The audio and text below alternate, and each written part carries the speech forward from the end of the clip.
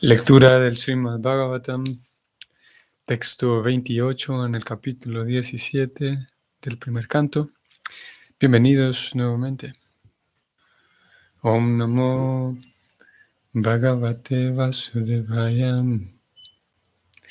Om Namo Bhagavate Vasudevaya. Om Namo Bhagavate Vasudevaya. Iti dharmam mahim chaivam santuajitvam maharatam nishatam adadek khatgam kalaye dharma hetavem. Traducción. Maharaj Pariksit, quien podía pelear por sí solo contra 1000 enemigos, apaciguó así a la personalidad de la religión y a la tierra.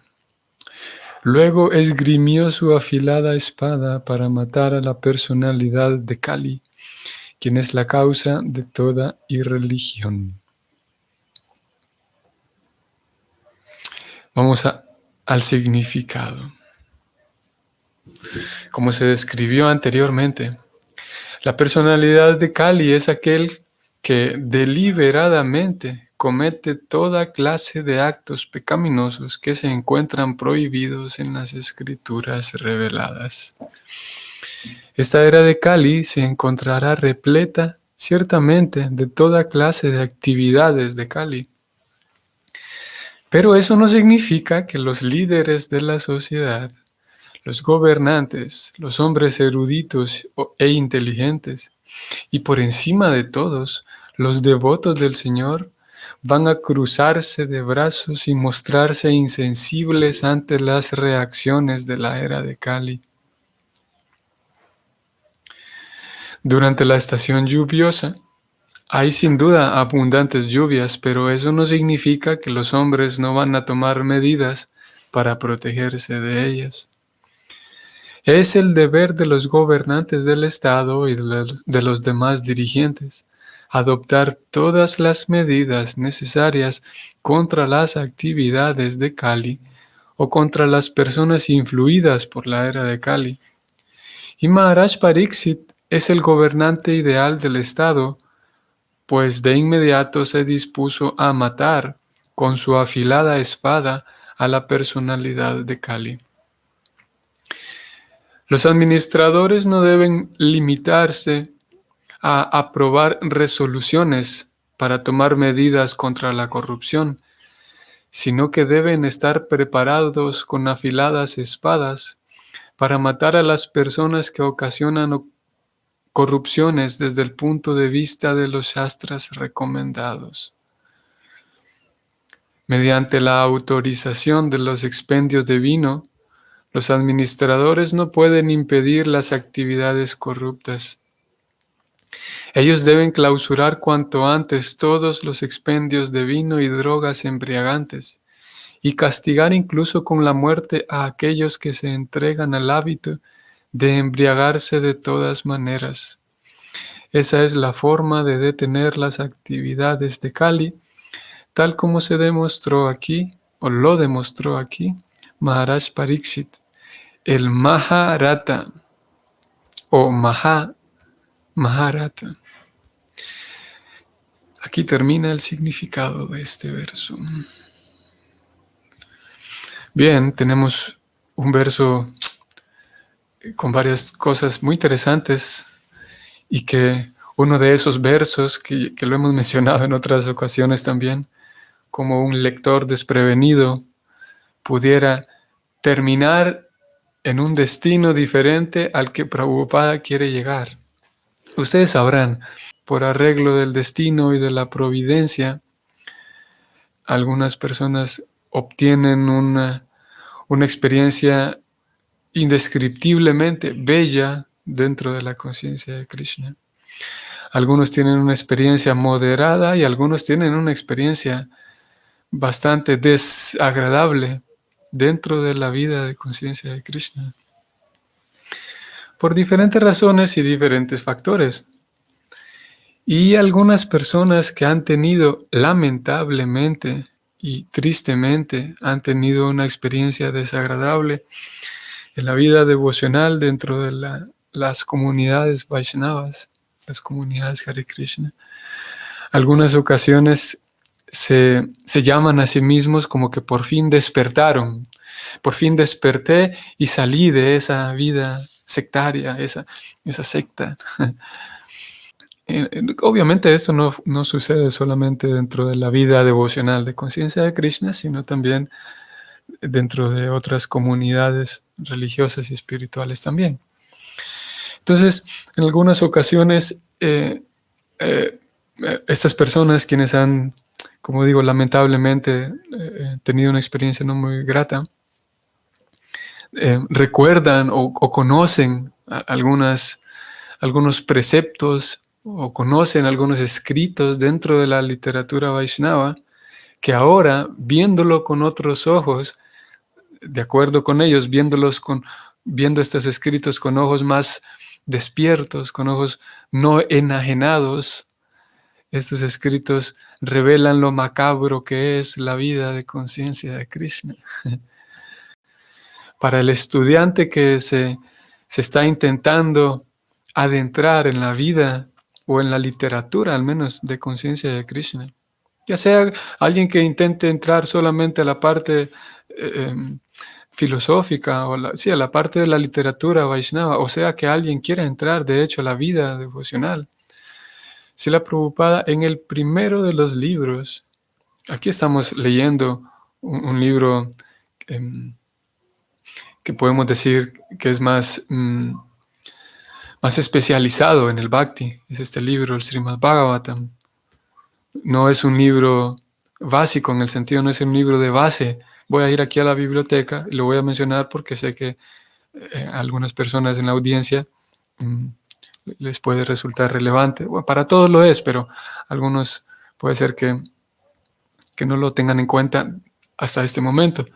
Aquí tenemos la Bhagavad Gita, que sí es un libro base, y de hecho es el primero de los libros, el libro base para alguien que quiera conocer la parte filosófica y escritural del Bhakti, y para quien quiera conocer también, que quiera irse adentrando en la parte práctica también del Bhakti. Y en este libro, en la Bhagavad Gita, en la introducción mismo, bueno, aquí voy a dar así brevemente, de entrada se describe, ya que el libro tiene un carácter, tiene todo un contexto histórico y hay muchos personajes involucrados. De entrada entonces se da una descripción de la escena, en qué momento se está hablando. Esta primera sección del libro nos posiciona en el tiempo y en el espacio en el que ocurrió la Bhagavad Gita. Y después de hacer eso, entonces el escritor, se da una dedicatoria de parte no del escritor, sino lo que está ocurriendo aquí es una traducción. El traductor, vamos a llamarlo así, porque la Gita es un libro que fue escrito hace 5.000 años, más de 5.000 años. Y en este caso, quien va a traducirlo del sánscrito original al inglés es él quien hace esta dedicatoria a sus maestros anteriores, especialmente a uno de ellos. Luego en el prefacio y la introducción, que son dos elementos comunes y clásicos en todos los libros. Y finalmente tenemos aquí la introducción, que es lo que quiero ver. Él da una introducción de todo lo que el lector va a encontrar, lo que el estudiante va a encontrar en el libro. Es una introducción extensa, de hecho. Y es una introducción tan importante que él abarca aquí temas que más adelante en todo el libro no se van a encontrar. Es lo que hace en esta introducción, obviamente, da una preparación para temas que van a ser encontrados en el libro mismo, pero en ciertos momentos aborda temas que ni siquiera se encuentran en el libro mismo, sino que uno los va a encontrar en textos posteriores, como el libro, el Bhagavatam, que estamos estudiando nosotros. Aquí él, como digo, en esta introducción va a hablar de qué es la naturaleza material, qué es el universo, cómo funcionan las energías inferiores y superiores de Krishna, la naturaleza inferior, la naturaleza superior. Aquí estamos hablando, para quienes están viendo la pantalla, estoy subrayando aquí en una sección en donde él habla de la naturaleza inferior, que es la materia. la naturaleza o la prakriti superior, que es el mundo espiritual. En fin, aborda temas desde la introducción, temas eh, muy nuevos para cualquier lector occidental y temas muy profundos. Y finalmente voy a bajar directamente hasta el final de la introducción, en donde él termina con unos versos que son de glorificación al mismo libro, Bhagavad Gita. Y antes de presentar estos versos que son de glorificación, él da su conclusión. Después de 30 y no sé cuántas páginas, son 32 en la edición en español, 32 páginas de introducción, él da la conclusión, termina con este párrafo. Él dice, en conclusión, el Bhagavad Gita, aquí en nuestra edición en español aparece con el artículo el, también lo hemos hablado de esto, sin embargo más así, más concretamente y más específicamente el artículo de este libro es la, ya que es un género femenino. Entonces, en conclusión, la Bhagavad Gita es una obra literaria trascendental que uno debe leer muy cuidadosamente. Muy cuidadosamente. Sigo leyendo. Gita Shastram idam punyam yat patet prayata pumam. 2 puntos. Si uno sigue las instrucciones de la Gita como es debido, puede liberarse de todos los sufrimientos y ansiedades de la vida. Vaya Sokadi Vivarjitam. En esta vida uno se liberará de todos los temores y su siguiente vida será espiritual. Eso se dice en el Gita Mahatmya número 1. Ahora, esta es la conclusión de toda la introducción para, como dije, el estudiante que se está adentrando a todo un estudio serio de qué es la vida devocional en el Bhakti Yoga. Entonces, aquí se alerta al estudiante a que sí, este es un libro trascendental, pero debe ser leído muy cuidadosamente. Y enseguida él agrega el tema de los sufrimientos y ansiedades. Si uno sigue el esquema como debe ser, entonces uno puede liberarse de sufrimientos y ansiedades. Si uno no sigue el esquema, entonces ocurre lo contrario, o puede ocurrir lo contrario. Uno posiblemente se termine involucrando en más sufrimientos y más ansiedades. Y como hemos señalado ya en varias ocasiones, la recomendación y la alerta de leer este libro con cuidado es significativa, porque no es lo mismo decir, bueno, mire, este libro es muy profundo, así que léalo despacio. No es lo mismo decir léalo despacio que léalo con cuidado. No es lo mismo decir léalo paso a paso, léalo detenidamente, a decir léalo con cuidado. Porque cuidadosamente, por el hecho de mencionarse que debe ser leído cuidadosamente, se nos indica de que puede haber un peligro. Uno se cuida de algo cuando hay una posibilidad de peligro. Y el peligro es que uno puede terminar haciendo una mala interpretación y terminar metiéndose más en problemas. Y no solamente metiéndose más en problemas, sino específicamente a lo que aquí se refiere es que uno puede terminar dañándose a sí mismo. En otras ocasiones, a lo largo de la obra completa de Prabhupada, que es quien traduce el libro, este Bhagavad Gita y el Bhagavatam, que es lo que leemos a diario. Ambos libros fueron traducidos por él. Y en otras ocasiones, a lo largo de la obra, cuando él habla nuevamente de ser cuidadoso en la vida espiritual, él describe que hay que ser cuidadoso porque uno se puede dañar, porque uno puede terminar haciendo cosas que le dañen su propia vida. Y justamente es lo contrario a lo que queremos. Leo aquí también de Jivesvara Nityananda Prabhu. Cuidadosamente es especular. También, sí, a lo largo de también Prabhupada habló de la importancia de no especular, de A veces uno sí tiene ciertas ideas de cómo se pudiera interpretar cierto verso, uno tiene ciertas ideas de cómo se podría interpretar cierta historia en las escrituras. Y está bien tener ciertas ideas, el detalle y el problema es que uno considere que estas ideas están bien y voy a expresarlas como si mi idea es, como si mis ocurrencias son, son fieles y están en sintonía con los grandes sabios y los grandes maestros. Es especular como si yo fuera un gran sabio y un gran maestro y expresar mis ocurrencias y mis especulaciones como si fueran autorizadas. A eso también, eso entra también, como dice aquí Jivedwara Nityananda Prabhu, en la alerta que Prabhupada hace, que nos cuidemos de no confiar tanto. De entrada es mejor confiar en la conclusión de los grandes maestros, de los grandes acharyas, que son muchos, afortunadamente. Aquí mi vecino, el gallo, indica que ya amaneció. Entonces,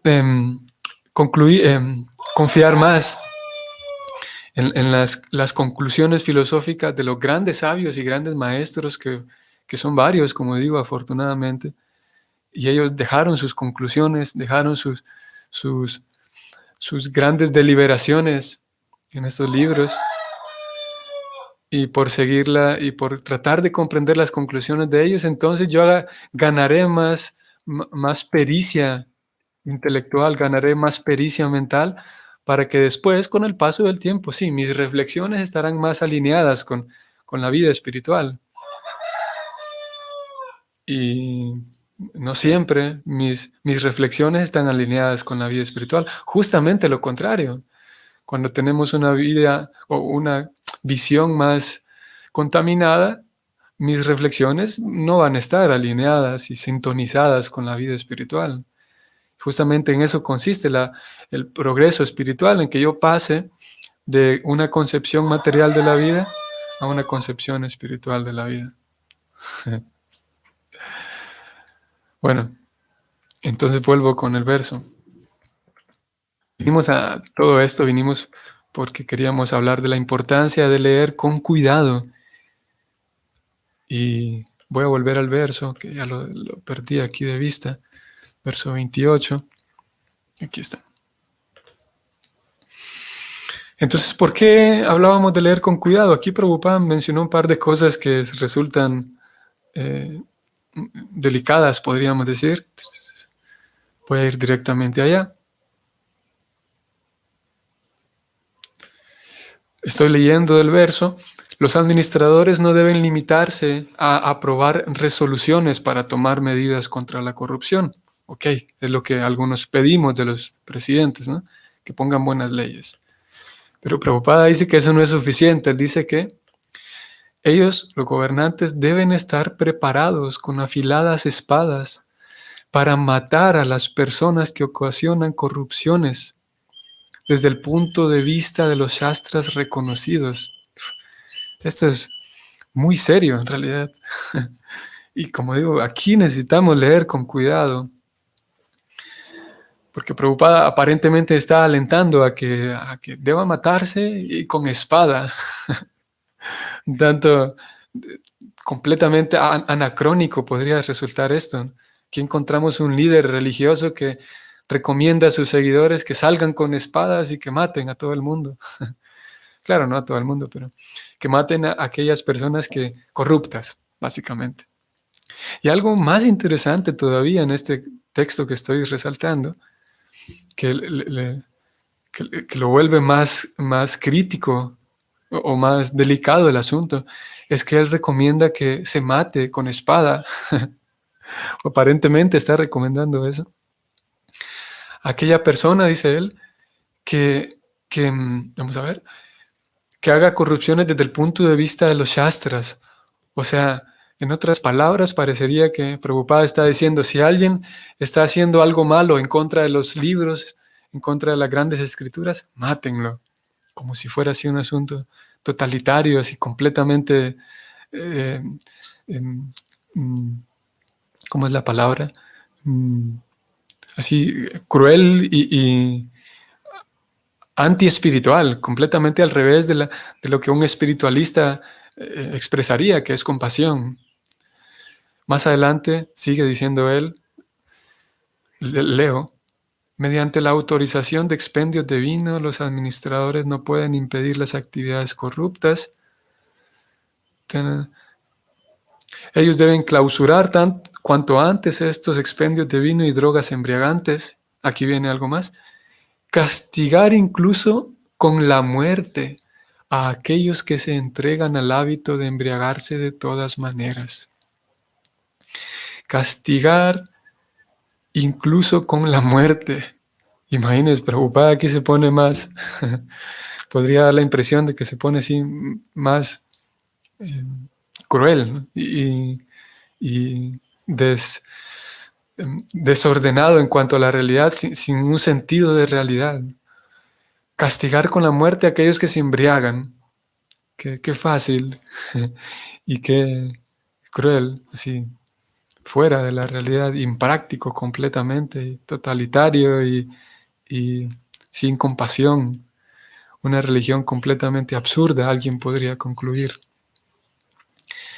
Y lo cierto es que es al revés, ¿no? Lo cierto es que de parte de Srila Prabhupada, él justamente representa y trae como un portavoz, trae en sus manos, trae en sus libros, también trae, y trae en su propio comportamiento, trae una forma de vida espiritual muy, muy sensible, muy compasiva, a tal punto que quienes conozcan un poco más también de su persona, y con mucha frecuencia mencionamos esto, lo importante de conocer la obra y la vida de Prabhupada, porque uno se da cuenta el grado y la cantidad de sensibilidad que él expresaba. Y esto también es muy importante, que la persona, el estudiante, quien quiera conocer más de cerca la vida del Bhakti, tendrá necesariamente por su propio bien, por un lado, conocer la vida de Prabhupada, no solamente la obra, no solamente conocer el rol de este personaje, conocer el rol de escritor de Prabhupada, porque en el rol de escritor veremos este tipo de cosas, pero es vital conocer la obra al lado de la vida de él. Cuando vemos la vida, cuando vemos a él, cómo él lidiaba con, justamente, voy a volver al verso, cómo Prabhupada lidió en su propia vida. Aquí estoy volviendo al verso y lo tengo subrayado todavía. ¿Cómo lidió con aquellos que se entregan al hábito de embriagarse de todas maneras? Justamente con un grupo de personas que estaba acostumbrado a embriagarse de tantas maneras, de todas las maneras posibles. Este mismo personaje que escribió estas líneas, que a esas personas, en teoría, parece ser que él invita a que se mate y que se castigue con la muerte a esta gente.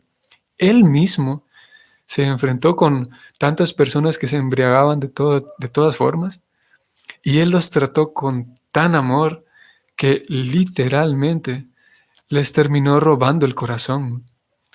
Para ustedes quienes conozcan la vida y la biografía de Prabhupada se darán cuenta que Prabhupada llegó en ese momento hippie en Estados Unidos y nadie más había tenido una sensibilidad tan grande para con ellos, a tal punto que ellos mismos, como jóvenes, la mayoría de la gente que se acercó a él, terminó abandonando toda aquella vida de desenfreno que le estaba dañando su propio ser. Esos mismos jóvenes que estaban adictos a tantas cosas que dañaban su propio ser, su propia salud, terminaron completamente entregados y entregaron su vida a esta misma persona que en su rol como escritor, si nosotros solamente conocemos ese rol como escritor, podría dar la impresión que no tiene sensibilidad. Pero vuelvo, estos chicos entregaron su vida realmente a Prabhupada, y gracias a esa entrega ocurrió una explosión tan grande a nivel mundial, se abrieron tantos centros, y etcétera, etcétera, porque él tenía una sensibilidad muy profunda, una sensibilidad nacida del cultivo espiritual, de una ciencia espiritual verdadera. Y voy a subir aquí en el texto, justamente hoy es el día Oficialmente, mundialmente, es el Día Internacional del Yoga. Y sabemos que yoga, de acuerdo con la descripción del Bhakti, y yoga en general, no solamente de acuerdo con la descripción del Bhakti, sino cualquier escuela de yoga genuina, sabrá que yoga significa vínculo. Y el Bhakti más concretamente nos indica que para hacer un yoga profundo y satisfactorio para el alma, yoga implica una conexión mía con Dios, una conexión mía con la fuente del amor, para poder brindarle a mi prójimo, a mi ambiente, mi entorno, amor verdadero. Tener una conexión con el amor, la fuente del amor verdadero que se llama Krishna, que es Dios. Bueno, tiene tantos nombres. Entonces, Prabhupada aquí en este significado, vean qué interesante, él habló de la era de Kali y dice cómo la era de Kali se viene con más fuerza, etc. Y lo ha venido hablando el tema de Kali, pero él dice aquí algo muy interesante. Voy a subrayar, en esta era de Kali, esta era de Kali se encontrará repleta de toda clase de actividades de Kali, y vean qué interesante. Pero eso no significa que los líderes gobernantes, hombres eruditos, inteligentes, devotos, se van a quedar cruzados de brazos y mostrarse insensibles, él dice. No significa que, bueno, como ya viene Kali, ¿qué podemos hacer? Todo se va a destruir, todo se va a acabar. Prabhupada dice, no podemos quedarnos insensibles. Y él dice específicamente, por encima de todos, si se espera que los gobernantes hagan algo, si se espera que los científicos hagan algo para ayudar a la humanidad, si se espera que la gente inteligente haga algo, por encima de todos, dice Prabhupada, los devotos del Señor deben hacer algo. Entonces, es un llamado a la acción. Realmente este es un verso bastante resaltante en esos significados que Prabhupada da, es muy resaltante porque él dice, poniéndolo en otras palabras, Prabhupada dice, Kali está tomando fuerza y va a tomar fuerza cada vez más y se supone que los líderes hagan algo, especialmente los devotos. Y el trabajo de los devotos, el trabajo de los Vaishnavas, en el estilo de Prabhupada, en la misión de Prabhupada, es dos. Por un lado, mantener vivo aquellos principios, aquella atmósfera espiritual en donde se perciba amor verdadero, como dijimos, en donde se perciba confianza, en donde se perciba amor verdadero, ese amor que Prabhupada transmitió por sus discípulos, que uno lo puede ver reflejado en las páginas de su biografía. Por un lado, esa misión, mantener ese ambiente, esa atmósfera lo más pura posible, esa atmósfera devocional, para que cuando nuevos integrantes lleguen, perciban que eso es lo que estoy buscando. Verdadera amistad, verdadera camaradería, verdadero amor, verdadera confianza, que se puede lograr únicamente en un yoga con Dios, en un yoga genuino y profundo con Dios. Y la segunda parte de esa misión es poder llegar a otras personas, poder transmitir y compartir con otras personas que de momento ni siquiera imaginan que sienten atracción, ¿cómo puedo decir? Ni siquiera conscientemente han dicho, bueno, yo quisiera conocer algo del yoga, conocer algo del bhakti yoga, conocer algo de Dios, pero es el acto de salir y tratar de, por así decirlo, de seducir, de llamar la atención, de llamarle la atención, de generar un interés en personas que tal vez por su propia cuenta no tendrían interés por acercarse a un círculo Vaishnava. Pero esa es otra parte muy importante de la misión. Tratar de generar interés en otras personas para que de alguna manera entren y vengan y experimenten por lo menos una tarde, un fin de semana. ¿En qué consiste esta vida devocional? Esta vida devocional en un yoga profundo con la fuente del amor, con la fuente de todas esas cualidades que haciendo ese yoga podemos traer una atmósfera de, repito, de un amor palpable, de un amor y compañía y amistad muy profundos. Y eso es la vida devocional. Ese es Prabhupada, eso es lo que busca Prabhupada. No es un escritor que busca que los gobernantes anden poniendo pena de muerte por todos lados. Y no es un escritor así loco y totalitario y fuera de la realidad. Por el contrario, es alguien que está dispuesto y estuvo dispuesto y está manifiesto en las páginas de su biografía.